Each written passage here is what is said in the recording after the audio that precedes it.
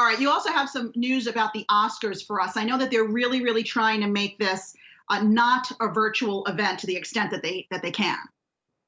They are trying, and of course, it's going to look different amid the backdrop of this pandemic. We do know that the award show is going to air at the end of April this year. That's later than the usual February date. We still don't know whether it's going to be virtual or not, but we do have some insight on who is going to be producing the show. And the Academy brought in some Hollywood heavyweights here. We have Contagion director Steven Soderbergh that's going to be coming in and helping produce this show. It's a bit ironic since he's a director of Contagion, and we're in the middle of a global pandemic. But alas, I think this is going to be something that will be a good thing for the Academy. Ratings have been on a steady decline. Last year, ratings fell to an all-time low. But I did speak to an industry analyst on this. He thinks that this is something that's a positive for the Academy. And if they do see that rating spike that they're hoping for, this could be something that lasts even after the pandemic ends. And of course, there are some other changes there. For the first time ever, streaming films are going to be allowed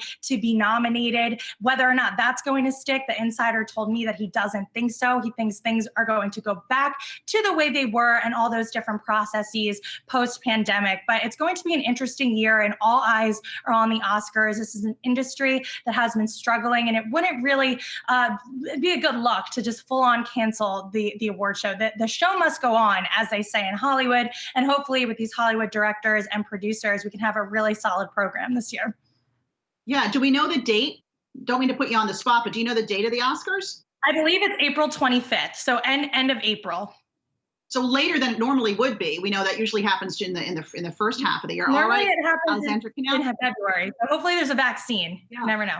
Yeah, for sure. All right. We all need that diversion, right? An awards show is always good for that. Thanks so much.